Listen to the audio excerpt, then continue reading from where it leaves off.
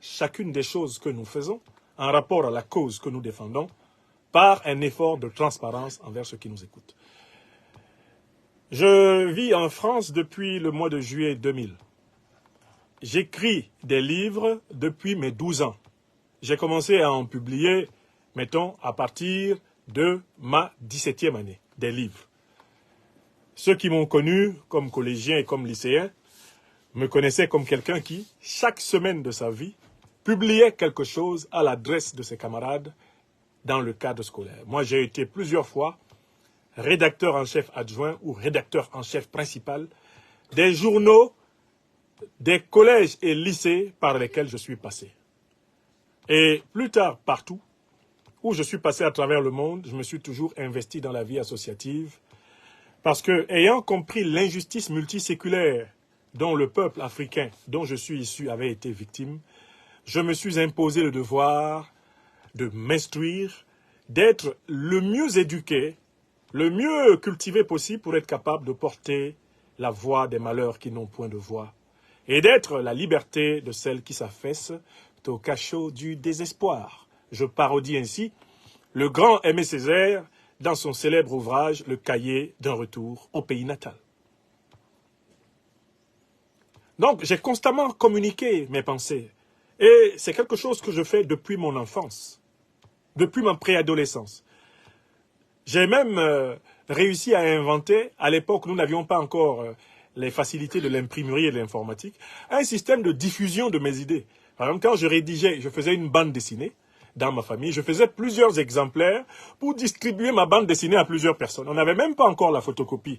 Dans les années 80, je me procurais 3 ou 4 cahiers d'école primaire. Je faisais la même bande dessinée, je la faisais 4 ou 5 fois pour la distribuer à mes amis, à mes oncles, et pour que les gens réagissent sur ce que j'avais fait. J'avais déjà compris le principe de la diffusion et de la publication, le principe de la multiplication des pains spirituels de la liberté. Je l'ai compris très tôt. Et voilà pourquoi j'ai observé et suivi la révolution de Gutenberg, celle de l'imprimerie, dans mon Afrique natale, la révolution de la télévision, la révolution numérique. Je fais partie de ces Africains qui, très tôt, se sont immergés dans cette révolution. Je n'oublierai jamais ici de rendre hommage à un homme visionnaire dont je fis la connaissance lorsque j'enseignais en Côte d'Ivoire, dans les années 90, à l'intérieur des terres, dans mon village ivoirien de Sikinsi, en pays Abidjan. Je salue le fondateur et propriétaire du lycée privé Krafa Adagra de Sikinsi, le sénateur Albert Dibindri. Au milieu des années 90, cet homme-là, qui par beaucoup de côtés avait le sens de l'intuition de l'avenir, fit donner à tout le personnel du lycée, et j'étais sous-directeur de son lycée, une formation informatique. Dans les années 95, 96, 97, une formation informatique donnée à un personnel de lycée privé secondaire, c'était une véritable manne qui tombait du ciel. C'est-à-dire que, à aucun moment de ma vie africaine et par la suite européenne, je n'ai été coupé d'une révolution de l'information. Je me suis toujours trouvé là où la révolution était possible.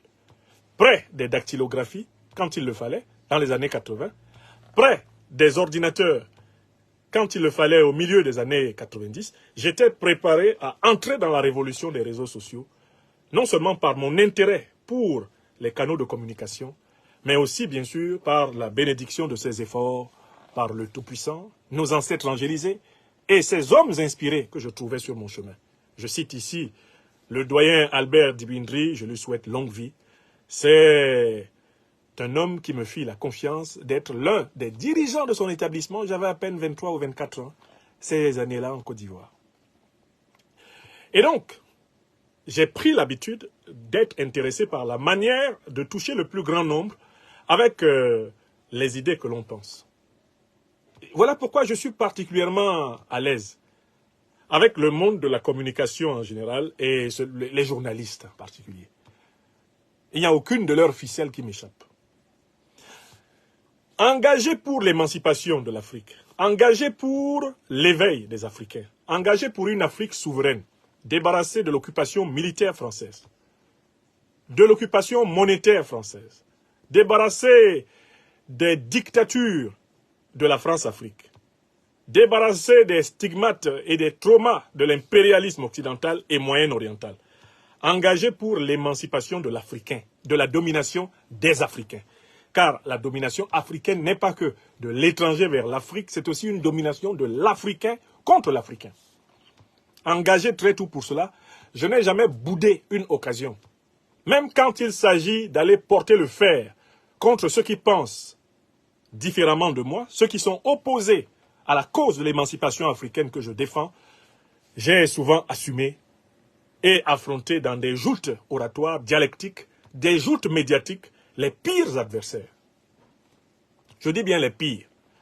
Il m'est arrivé d'avoir des émissions de télévision lors desquelles le vis-à-vis voulait venir me frapper. Bon, les gens, bien souvent, ils me voient assis ici devant les écrans. Et quand vous voyez quelqu'un souvent assis, vous avez une très mauvaise idée de son volume réel et de sa masse volumique. Donc, il y a beaucoup de gens qui me voient souvent assis, et ça s'est passé comme ça un jour, dans une chaîne de télévision à Paris. Moi, j'étais déjà assis, il y a un invité qui arrive et qui défendait Ouattara, qui ne m'avait jamais vu entièrement, et qui tout d'un coup avait envie de me frapper. Parce que mes arguments l'avaient démonté sur le plan intellectuel, il brûlait d'envie de m'administrer une volée de bois vert. Comme je voyais qu'il fonçait vers moi et que les journalistes qui arbitraient l'émission ne semblaient pas vouloir priver cet individu du risque d'une confrontation physique, je me levais seulement de pratiquement mes 2 mètres. Quand je me suis dressé sur ma place, le type qui venait avec une assurance extraordinaire pour me faire la peau, bondit en arrière et faillit se briser la nuque. Croyant avoir vu, eh bien, le mont Kilimandjaro en direct. Donc, j'ai parfois pris le risque même d'aller discuter avec des gens qui me détestent. Des gens qui disent, oh là là, si celui-là, je pouvais avoir une occasion de le taper. Pourquoi? Parce que je crois que notre humanité ne survit que là où il y a la possibilité de discuter. La possibilité de confronter des arguments.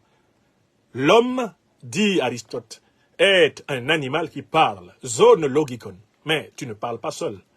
Parler, par définition, c'est être en société. Parler devant les autres, parler aux autres de ce que l'on pense. Et l'humanité commence lorsqu'il y a des paroles échangées, lorsqu'il y a la possibilité d'un dialogue. Bien sûr, il y a toujours le risque de la querelle, de la dispute et même de la bagarre. Mais les hommes se parlent.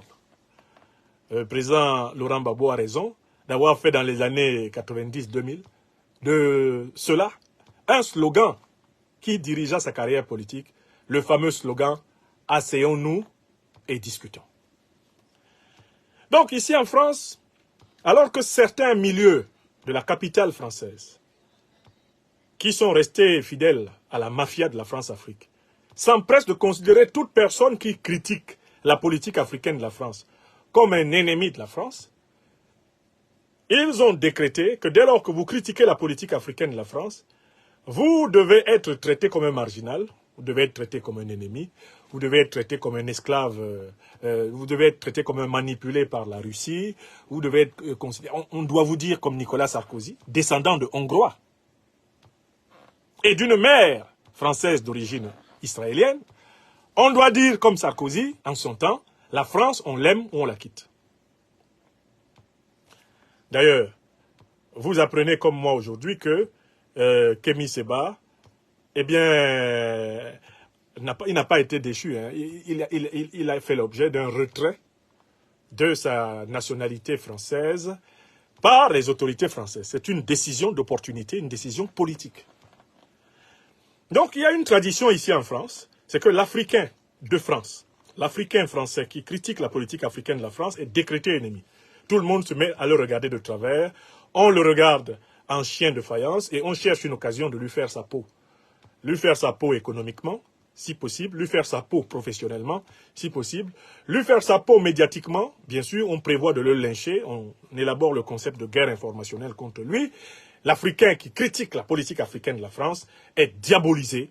Et le dernier anathème qu'on a trouvé pour lui, c'est dire agent de la Russie. C'est-à-dire que, en fait, il n'y a pas une critique de la politique africaine de la France avant la nouvelle percée diplomatique, géostratégique et géopolitique russe, les Africains auraient un cerveau pour critiquer la France-Afrique seulement depuis que la Russie, au commencement des années 2000, a réactivé ses relations diplomatiques et politiques sur le continent noir. Bref, il y a un groupe comme ça à Paris, et c'est l'élite dominante de gouvernement en France, qui considère qu'un Africain de France n'a pas droit à la parole, si ce n'est pour louer la position du gouvernement en place. À la limite, ce groupuscule-là, qui est constitutif de l'élite de gouvernement français, et qui est porteur des tares et des stigmates du racisme négrier, de la haute criminalité, de la barbarie coloniale, et du racisme, de la haute criminalité, de la barbarie néocoloniale et impérialiste, ce groupuscule-là met littéralement l'Africain de France, l'Africain de citoyenneté française, en demeure de choisir entre deux cas. Soit tu demeures français et tu demeures en France, mais tu répètes la dictée des autorités françaises concernant l'Afrique, soit alors tu ne répètes pas la dictée des autorités françaises en place concernant l'Afrique, et alors on entreprend de te chasser de France. Donc, soit tu te soumets, soit tu dégages. Mais il y a des blancs français, de toute extraction et de toute origine, des blancs français, qui soutiennent exactement les mêmes idées que les panafricanistes qui ont été décrétés hommes et femmes à abattre en France. Eux ne font l'objet ni de mesures de répression sur leur compte bancaire, ni de mesures de répression sur leur liberté d'aller et de venir, ni de mesures de répression sur leur entrée et sortie aux aéroports Port-de-France. Ils ne font l'objet d'aucune répression de leur liberté d'expression, et il ne leur est pas fait l'injonction de cesser de critiquer la politique africaine de la France sous peine d'être déchus, ou tout simplement d'être débarrassés par une décision administrative, comme c'est le cas pour Kémy Séba, de la nationalité française. Autrement dit, un blanc français peut commettre des crimes contre la France. Il ne perdra jamais, par le fait de cette élite corrompue, la nationalité, la citoyenneté française, alors qu'un Africain de France peut simplement avoir critiqué la politique africaine de la France, et déjà c'est bon. Il faut lui dire, comme Sarkozy, le franco-hongrois israélien par ses ascendants, il faut dire, la France, on l'aime, on la quitte. Bon, c'est ça l'ambiance avec ces gens-là. Ne se rendant pas compte qu'ils sont en train de scier la dernière branche sur laquelle leur puissance était assise. Ce sont des gens qui ne se rendent pas compte que la France est une nation qui, par son histoire, est diversifiée. C'est une nation qui s'étend sur plusieurs océans et sur plusieurs continents. À travers ces départements et ces territoires d'outre-mer, la France est latino-américaine à travers la Guyane. La France est atlantique à travers les îles de l'océan Atlantique, la Guadeloupe, la Martinique, Saint-Pierre et Miquelon. La France est dans l'océan Indien à travers l'île de la Réunion et l'île de Mayotte, qu'elle revendique comme étant, bien sûr, ces départements, ces territoires d'outre-mer. La France est polynésienne. Et ce ne sont pas les images honteuses de la déportation récente des leaders de la résistance kanak qui me démentiront. La France est polynésienne, elle va jusqu'à être calédonienne, etc. N'est-ce pas? Tous ces peuples-là regardent le traitement qui est réservé à l'Africain de France qui exerce des libertés banales. Car je vous invite à constater que ce que je dis, je ne suis pas le seul intellectuel, je ne suis pas le seul penseur, je ne suis pas le seul activiste, je ne suis pas le seul influenceur à le dire. Et il n'y a pas que, je ne sais pas, Kémy Séba, Nathalie Yamb, les Africains, les métis africains, etc., qui le disent en tant qu'activistes, militants, intellectuels, etc. Mais ce que je dis est dit par André Chassaigne, député communiste de l'Assemblée nationale française. Est-ce qu'il a été l'objet d'une menace de déchéance de nationalité? Chassaigne dit ce que je dis. Mélenchon qui est là, le chef de la France insoumise, il dit ce que je dis. Vous avez vu les positions courageuses qu'il a assumées, par exemple, contre la colonisation israélienne de la Palestine. Est-ce que quelqu'un est fichu de penser à déchoir Mélenchon de sa citoyenneté française ou, je ne sais pas, à le punir, à l'empêcher d'entrer et de sortir de France, à essayer de fermer artificiellement ses comptes bancaires, à le menacer de coups et blessures? Est-ce que quelqu'un fait ça à Mélenchon? Ce que je dis, Jean-Paul Lecoq, député du Havre, il le dit Et vous avez plusieurs de ces interventions à l'Assemblée nationale. Et dans la société civile, plusieurs Françaises et Français blancs partagent le combat de l'émancipation africaine, de très longue date, aux côtés de leurs frères et sœurs en humanité africaine. Ils ne sont pas l'objet de mesures de cette nature. Par contre, ce que j'ai décidé, tant que je vivrai ici, en France, c'est de ne jamais reculer devant la possibilité d'exprimer un point de vue devant et dans un média français pour porter la contradiction à cette élite mafieuse qui confond la critique de la politique africaine de la France avec la haine de la France.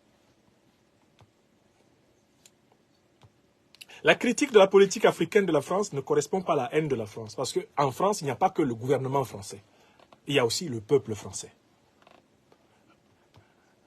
Donc, chaque fois que des médias, notamment des médias officiels français, prennent mon contact pour me dire qu'ils souhaiteraient avoir mon point de vue sur une question qui concerne précisément le domaine franco-africain, je dis toujours oui, pour ma part. Je ne dis jamais non. Parce que je ne crains pas la confrontation des arguments avec ceux qui pensent le contraire. Et je pense que l'une des conditions pour conscientiser le peuple français, c'est que ceux d'entre nous qui en ont l'opportunité aillent porter la contradiction à la politique africaine de la France dans les médias officiels français. Voilà pourquoi, pour ma part, j'ai choisi, tant que je vivrai en France, de mobiliser pour toute infraction commise contre mes libertés la force de la justice. Actuellement, j'ai porté une plainte contre le ministère de l'Intérieur, j'ai porté une plainte contre le ministère de l'Éducation nationale. Et je n'hésiterai pas à porter plainte contre toute personne en France qui porte atteinte à mes droits. Parce que vous voyez très bien, les majorités politiques changent. La France demeure. Et tôt ou tard, les scandales, les instrumentalisations de la loi dont nous sommes victimes, eh bien, seront mises à notre actif. Par ailleurs, une telle attitude de ma part contribue à renforcer moralement les Africains français dans la défense de leurs droits. Une telle attitude de ma part leur permet de ne pas raser les murs de France. Pourquoi? Parce que je fais partie de ces Africains qui, en marchant en France, marchent sur une terre avec fierté. Parce que leurs illustres ancêtres ont libéré la France du nazisme, ont libéré la France de la domination. Donc, je n'ai aucune difficulté à aller devant RFI, à aller devant France 24. Je n'ai aucune difficulté à aller sur France 2, sur France 3, sur France 5, sur TV5, dire ce que je pense. Et ça, c'est la posture qui est la mienne, parce que pour ma part, j'intègre le fait qu'il y a des millions d'Africains de France qui ont des droits avec lesquels moi, je ne peux pas transiger. Je respecte ces droits parce que ce sont des droits mérités.